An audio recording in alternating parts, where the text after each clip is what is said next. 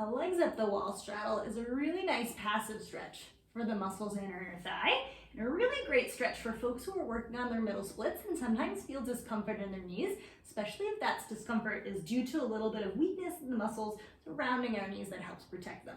This is really nice because it's using just the body weight of our legs, not the body weight of our entire torso coming into the stretch, and we can easily support our legs in this position with our hands if we need to reduce the intensity.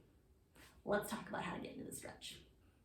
For our legs up the wall straddle, we're going to start near a wall on our back, and we are going to scoot our butt as close to the wall as humanly possible.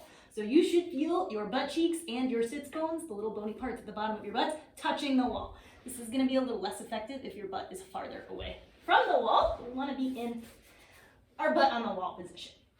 Depending on your leg flexibility, if it's comfortable to get those legs all the way straight up the wall, great, you're going to do this exercise with straight legs.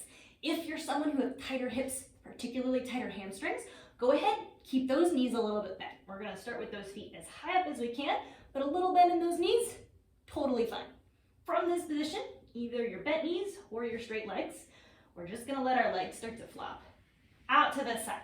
Nice and relaxed. Because this is a passive stretch, we don't need to squeeze our glutes and pull those legs really wide. Just let gravity do the work, pulling you into this stretch. We want this to feel like a gentle stretch in our inner thighs. So this is what it looked like if you've got knees a little bit bent. This might be what it looks like if you've got your legs really straight.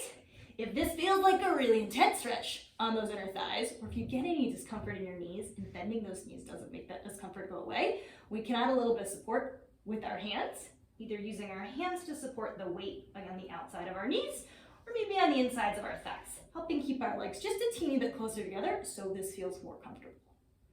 If you're someone who has a lot of hip flexibility and opening your legs out to the side feels a little too gentle and you want it to be a little bit deeper, this is where we can use our hands to pull our legs one at a time farther down the wall, keeping the friction between our heels and the wall, able to give us a little bit more of a stretch in those inner thighs. This can be nice if you've got shoes, because usually the rubber soles of shoes are going to keep your feet a little bit more stuck. If you're wearing socks, they have a tendency to keep springing back up to the starting position.